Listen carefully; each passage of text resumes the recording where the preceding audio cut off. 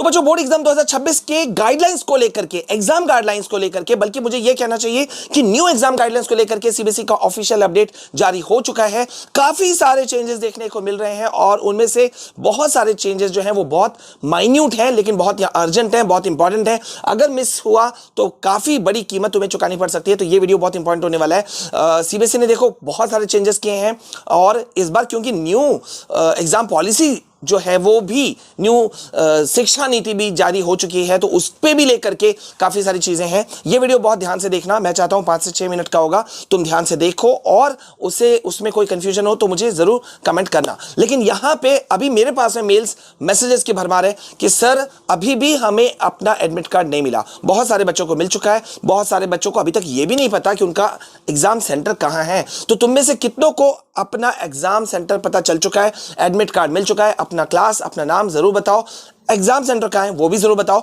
हो सकता है कि हर बार की तरह मैं तुम्हारे सेंटर में पहुंचूंगा, तुमसे मिलूंगा और उससे पहले तुम्हें सारे टिप्स भी दूंगा, ठीक है। तो यहां पे अभी क्या चीजें हैं देखो यार, सीबीएसई ने जो एडमिट कार्ड का इशू है, ठीक है, वो जारी कर दिया है, ठीक है। इशू मींस जारी कर दिया है, ठीक है। अब उसको लेकर के बहुत सारे बच्चे कह रहे हैं कि सर स्कूल वाले तो कह रहे हैं नहीं दिया, जारी हो चुका है। तुम में से बहुत सारों को शायद नहीं मिला होगा, उसके कई रीजंस हो सकते हैं। 75% अटेंडेंस हो सकता है नहीं हुआ होगा, या प्री बोर्ड में अच्छे एग्जाम्स नहीं होने की वजह से भी स्कूल वाले थोड़ा सा धमकाने के लिए रखते हैं, होल्ड करके रखते हैं एडमिट कार्ड को कि गार्जियन को स्कूल में बुला करके वो बोले ताकि बच्चा थोड़ा और फोकस करे। बहुत सारे रीजंस हो सकते हैं, लेकिन इस वक्त यहाँ पे देखो बहुत इंपॉर्टेंट अपडेट ऑफिशियल का, सीबीएसई का ऑफिशियल वेबसाइट है सामने और मैं यहाँ पे दिखा रहा हूँ कि भाई साहब काफी सारे चेंजेस में से एक बड़ा चेंज जो मुझे लगता है कि तुमको पता होना चाहिए वो मैं तुमको बताऊंगा। और साथ ही साथ में इस वीडियो में आगे तुम देखोगे कि सीबीएसई ने कुछ चीजों को पॉइंट आउट कर दिया है।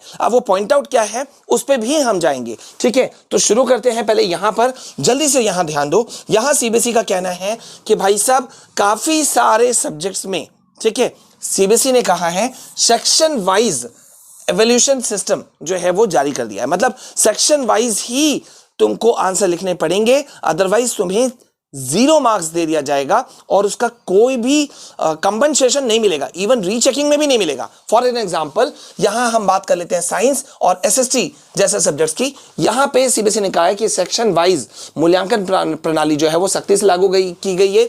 यदि स्टूडेंट ने सही उत्तर भी गलत सेक्शन में लिखा तो उसे अटेम्प्ट नॉट डन मान करके 0 मार्क्स दिया जाएगा। गौर कर रहे हो, अटेम्प्ट नॉट डन मतलब अटेम्प्ट किया ही नहीं, यही मान करके वो लोग चलेंगे। और इवन ये नियम इतना कड़ा है कि रीएवल्यूएशन जो कॉपी रीचेकिंग जो होता है उसमें भी इसका सुधार संभव नहीं होगा। मतलब भाई साहब अगर तुम्हारा एसएसटी का पेपर तुम दे रहे हो, हिस्ट्री के सेक्शन में हिस्ट्री का आंसर्स को लिखना है, सिविक्स के सेक्शन में सिविक्स को लिखना है, ठीक है। उसी तरह से साइंस में केमिस्ट्री का जो भी आंसर होगा, जितने भी क्वेश्चंस होंगे वो केमिस्ट्री के सेक्शन में ही लिखना होगा। तुम बाहर नहीं जा सकते, अगर गए तो मार्क्स कट जाएंगे। उसको भले ही तुमने सही आंसर किया है तुम्हें कोई नहीं मानेगा, ठीक है। ओके, अब यहां पे देखते हैं कि भाई जो तुमने एडमिट कार्ड तुम्हें जिनको मिल गया उनको मैं पहले कुछ पॉइंट आउट कर दे रहा हूं, जिनको नहीं मिला उस पर तो हम डिस्कस करेंगे।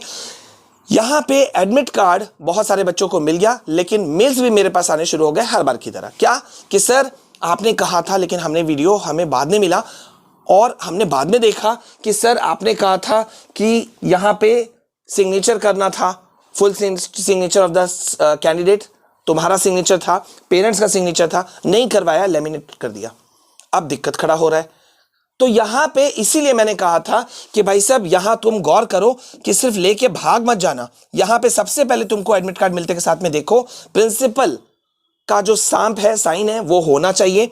उसके बाद में घर जाकर के पहले अपने पेरेंट्स का, जिसका भी फादर मदर का सिग्नेचर करवाओ, और साइड में तुम देख रहे हो full signature of the candidate in running hand.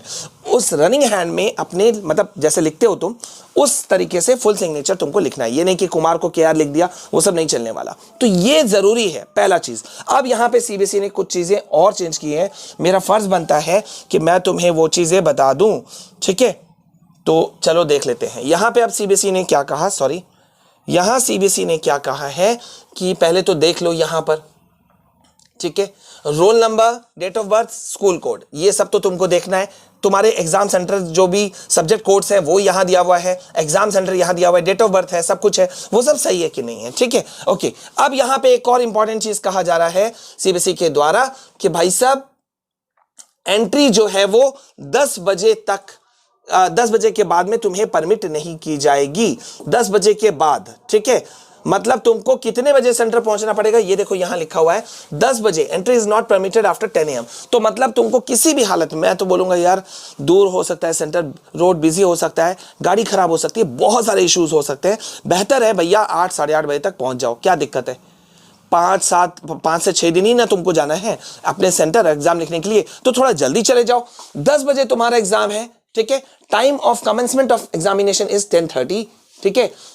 जो शुरू होगा पेपर वो 10:30 से है। बेहतर है भैया, मैं तुमको बता दे रहा हूं 9:30, बहुत सारे स्कूल वाले 9:30, 9:10 पे भी गेट खोल देते हैं और 9:30 तक में बंद कर देते हैं, ये भी मैं तुमको बता दे रहा हूं, ठीक है। और मैंने पर्सनली कई सेंटर्स में, मैं हर साल जब जाता हूं मैं देखता हूं बच्चे एडमिट कार्ड भूल गए, स्कूल वाला आई कार्ड भूल गए, यूनिफॉर्म सोचे कि सिविल ड्रेस में भी चलेगा, रेगुलर स्टूडेंट्स तक सिविल यूनिफॉर्म में आ गए, वो सब नहीं चलने वाला। यहां ध्यान दे दो, यहां पहला चीज तो तुमको पॉइंट मिल गया सेकंड नंबर पॉइंट में, जहां पे लिखा हुआ है कि भाई साहब एंट्री 10 बजे के बाद में नहीं मिलेगी, ठीक है। तो एग्जाम सेंटर पे रिपोर्ट करने का टाइम हालांकि 10 बजे है, लेकिन बेहतर है तुम उससे पहले ही पहुंच जाओ, ठीक है। अच्छा, इसके बाद में हाँ, इससे भी इंपॉर्टेंट चीज है, जब तुमको तुम्हारा एग्जाम सेंटर मिलेगा, सॉरी तुम्हारा क्वेश्चन पेपर मिलेगा, तुम्हारा उसमें आंसर शीट मिलेगा, तो उसमें रोल नंबर देखो क्या बोल रहा है, kindly follow the instruction given by invigilator specially for writing roll number in your answer book.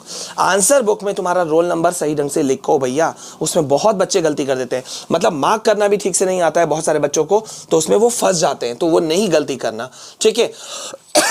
इसके अलावा यहां पे एक बहुत इंपॉर्टेंट चीज कह रहा है कि कितना भी बोल दो, और बच्चे किसी का भी वीडियो देख ले अभी भी कंफ्यूज होते हैं कि सर ब्लैक कलर पेन ले सकते हैं क्या, रेड पेन ले सकते हैं क्या, ग्रीन पेन अंडरलाइन करने के लिए ले सकते हैं क्या, नहीं, आप सिर्फ ब्लू या रॉयल ब्लू बॉल पॉइंट जो जेल पेन होता है या फाउंटेन पेन होता है उसको यूज कर सकते हैं। इसके अलावा pencil, eraser, scale, sharpener, geometry instruments, colour brushes, admit card, I card of the school, face mask, ये सब तुम यूज कर सकते हो, ठीक है। लेकिन वो सब भी किस में ले जा सकते हो, ट्रांसपेरेंट पाउच में, जो प्लास्टिक वाला एक आता है ना, ट्रांसपेरेंट होना चाहिए, उसमें तुमको ले जाना है, ठीक है।